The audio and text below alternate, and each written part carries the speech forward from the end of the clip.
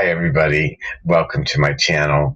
I'm Abbott, and today's video is going to be a prayer for healing. A prayer for healing somebody in your life who has a so-called terminal illness, a healing for somebody in your life or yourself that has a terminal addiction, somebody that's headed towards death of their physical body, quite possibly from whatever it is that's going on in their life. And we see this as not a death sentence. We see this condition right now as an opportunity for fast-track spiritual development. That's what I like to call physical challenges, fast-track spiritual growth. We're growing faster towards spirituality, kind of by force, because of the physical challenges that we must overcome in order to stay in this particular incarnation, in this particular body. So how do we do a prayer that's not going to affirm negativity about the situation? How do we do a prayer that's for everyone? Doesn't step on anyone's religious toes or beliefs. Well, first of all, people that are coming to a group prayer need to understand that they should leave their religious beliefs kind of behind the whole event, behind them, as if it's a part of your ego. Because if it's a belief system that you're holding on to with your mind, it probably is connected to your ego. And therefore, put it behind you like a tick has that blood sac behind their head. That's where your ego stuff needs to go. When you go into a group environment where you're all going to be intently focusing on achieving a certain goal together, we each take our individual ego beliefs and we put them behind us, not out front of us, especially not coming out of our mouths in this environment. That means be sensitive when you're praying in a group prayer. Pray a prayer for everyone. If you start naming deities and praying in the name of this deity or that deity, you better say them all.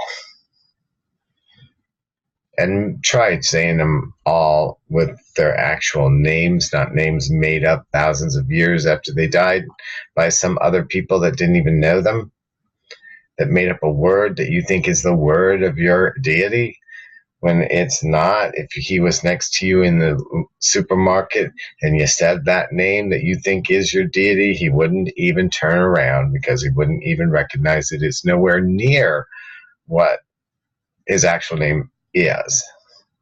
So understand that those of you that are speaking modern languages like English, that we have a tendency in English to change the names of people, places, and things, that we change the actual sounds, which is no longer their name. So without getting into particular, you know who I'm talking about, and you know I've already done a video on it. You can look it up. Let's focus on the intention of the gathering. That its purpose is to help the person grow into a higher level of spirituality that will help them overcome the challenges, the current challenges of their body. If they're meant to stay in the body in this lifetime.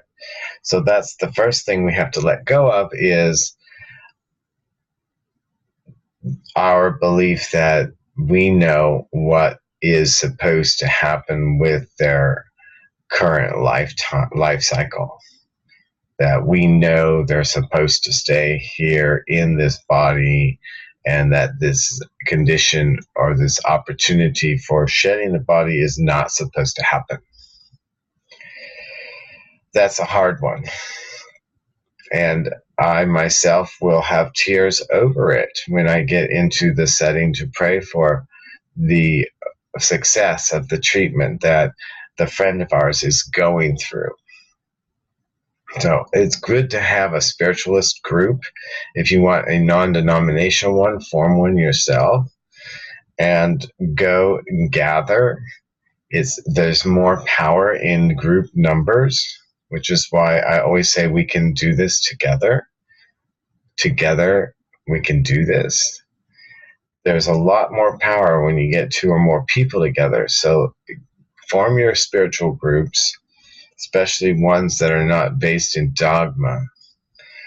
And if there is a certain dogma that they use in order to communicate, with the words, it's easy to learn. Just don't buy it as the only thing. Just understand that it's just a system that you're working with so that you're all speaking about the same thing. Definitions and communication basically is what that dogma serves, should be the only thing it serves, not a static belief system. As I tell people 100 times, many times in my lifetime, I may have opinions that are very strong, but tomorrow they might be different. So when people come up to me and say, well, 3 weeks ago you said this, and now you're doing the opposite, I look at them and I go, that was 3 weeks ago. Hello, are you still in the same place now where you were 3 weeks ago? Now, if you believe physical science or astrological science, that we're millions of miles away from where we were 3 weeks ago, if not more, with the movement of the universe. So why should your beliefs be stuck in some static system? You can have beliefs, but you need to be open-minded and let them evolve and change as you grow spiritually, or you won't. And that's also what causes disease, is getting stuck. The energy gets stuck when we hold on to these beliefs, and those blockages and those clogged up highways of energy cause a symptom, a physical symptom in this world. So that's another thing, is that we can pray for the person to get to the root of what is causing the physical illness.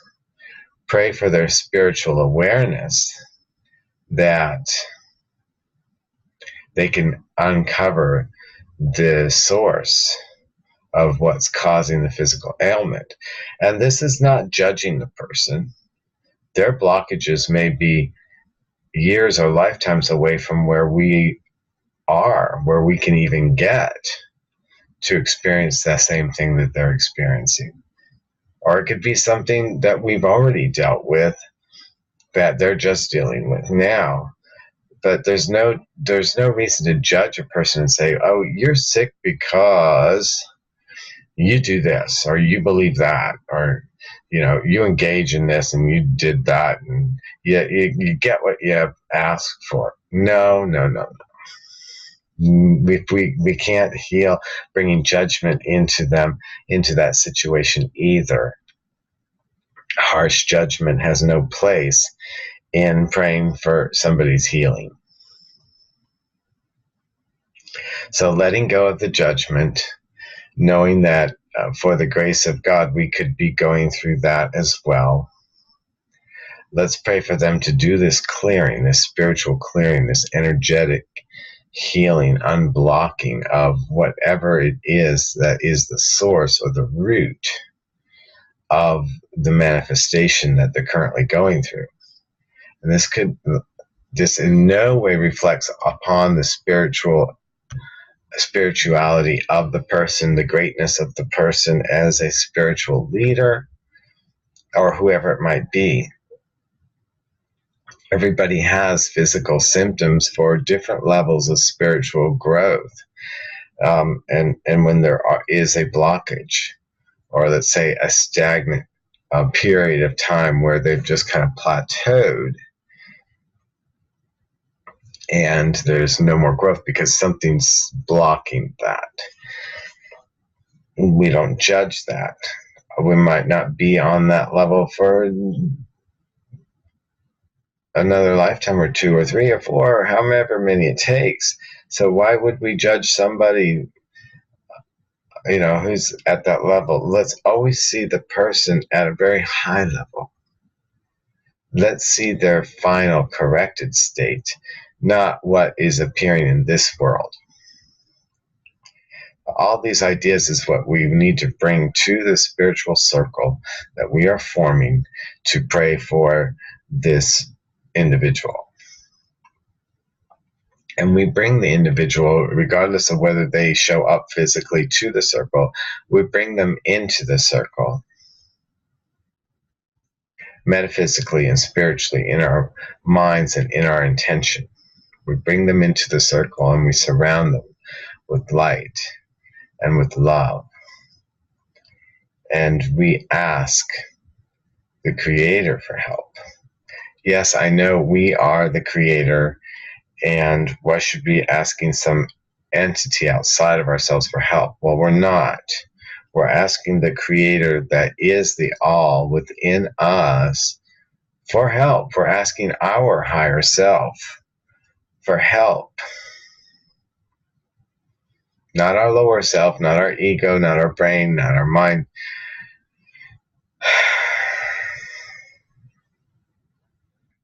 So basically what we're doing is we're working on ourselves in order to try to have an effect and try to help send the energy of all into what's going on with this person.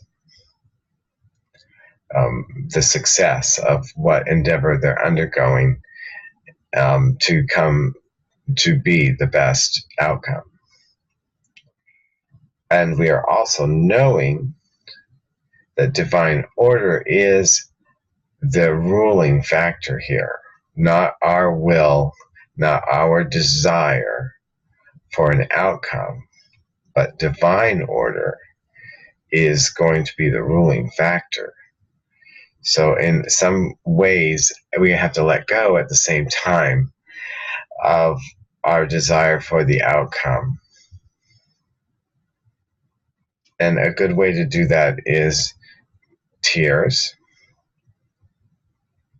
crying, letting go, letting it out, letting go of our desire, crying, cleansing. It will help you be more clear and intent and focused on helping the other person, because we have to let go of our ego wishes. Many of us wish with all of our hearts so strongly not to lose the person, not to have this physical presence of the person missing from our lives. But it's okay to go ahead and to cry and wail and let that out. Let the Creator hear that.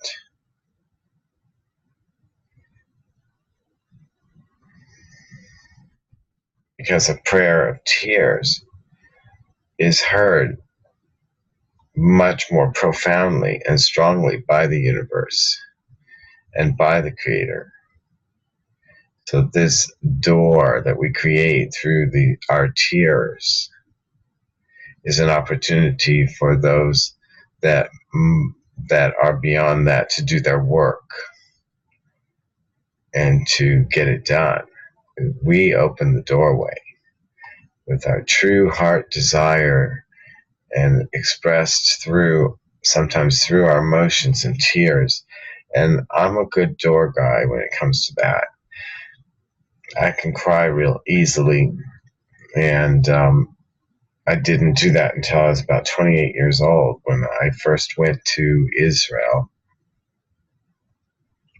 And over there, my heart connected and it broke open. And I was finally able to go from that young person that is totally opportunistic and goal driven and doesn't have a heart about almost anything to a person that was totally full of heart and love and caring and kindness and desire to help others. My heart broke open by the example that I saw all around me in Israel and the contrast of the surrounding countries where nobody cared for future generations, much less the present generation, because you could see from the way they kept their countries that there was only death and destruction around Israel. And in Israel, the contrast was so stark. You could tell that the generations that had come there from persecution and from being surrounded by enemies and being threatened and attacked all the time and killed in all kinds of purgings and cleanses throughout Europe, had gone there and worked their butts off just to make it good for the next generation.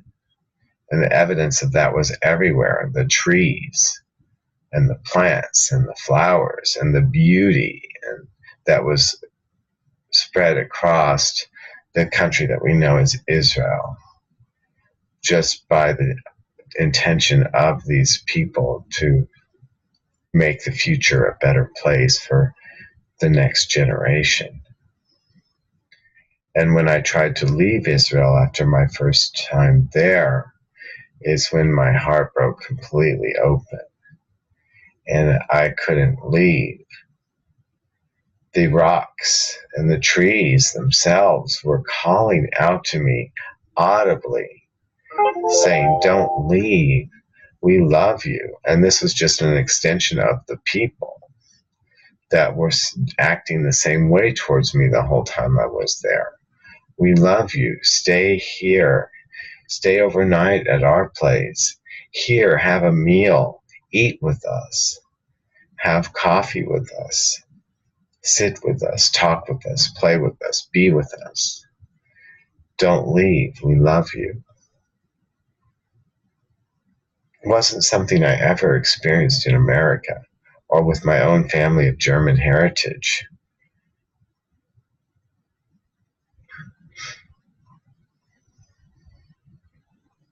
So if your heart is already broken open and you are able to cry every day the way a lot of recording artists say they do, Mariah Carey's like, "I cry every day." Don't you? Then that would be some of the first work that you might need to do, is to find your heart chakra and get it open.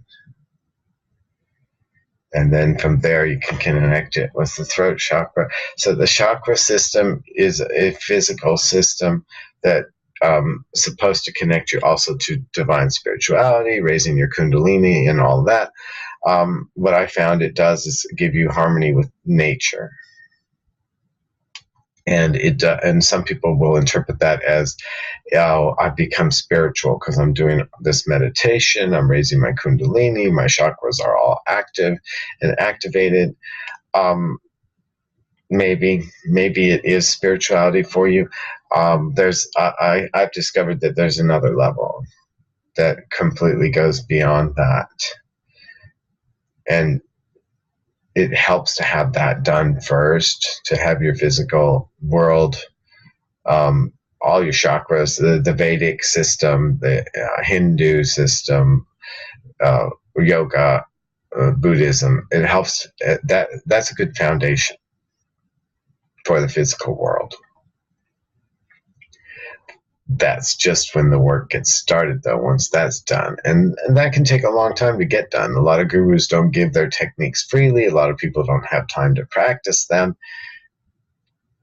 But pursue the right one. I got the one called Knowledge from Maharaji, as well as Kriya Yoga, Sri Ravi Shankar, Punjaji, Breath of Life Institute, yoga, breathing yoga.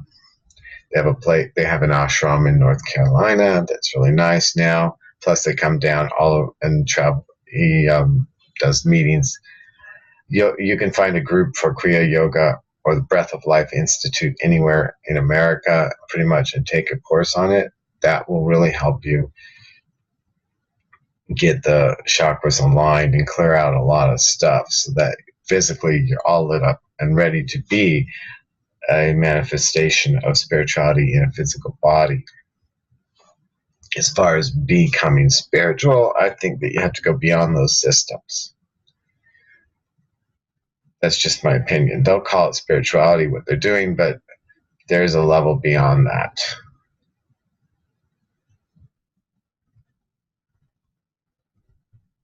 That might be a different path for each person. So I'm not going to talk about that right now. I just want everybody to focus on the task at hand, which is the prayer for the person for healing. Clearing our chakras will help using tonality. This is a physical thing we're dealing with. So we can affect it from the bottom up, which is the physical plane. And we can also affect it from the upper down. So all the people are welcome. Whatever level you're working on, focus your intention on the healing love of the universe and the eternality, the true nature of the person that you're praying for, how they are an eternal being. Whatever their mission is, it's okay. A lot of the healing is going to have to be on ourselves, especially if their mission is to depart this body. So let's go ahead and cry about how that makes you feel. Go ahead and let it out. And it's okay if we lose somebody in this world. Just don't judge them for going and forgive them. Do your forgiveness work on them too. That also will release them from having to do it.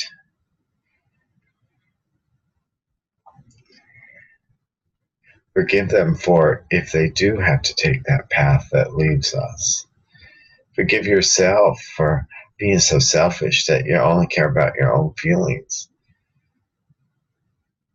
That's me. I forgive myself for being so selfish that all I care about is how this person's medical condition and what happens to them affects me.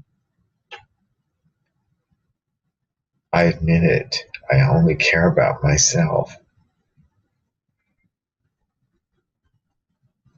At the same time, I know that we're all part of the all, so caring about myself is caring about the other. And there's always a way out of these corners that we back ourselves into. So just remember, there's a flip side to every story. Every story is kind of on a linear line, and the right is one way, the left is another, and we move that line around, that story around on that spectrum. It's all the same thing. So lots of love that we give right now to that person that we're praying for. I don't even want to say that needs healing. They're already healed. That person is already in their wholeness, and the truth of who they are is such an eternal, powerful, non-diseased, whole and healthy, infinite being. And this is what we need to gather together to see, is that infinite being, that wonderful, eternal creature that is the creator. See that in them. And in order to do that, we have to see it in ourselves. So thank them for helping us do this work. Thanking them for going through this circumstance that helps us to lift ourselves.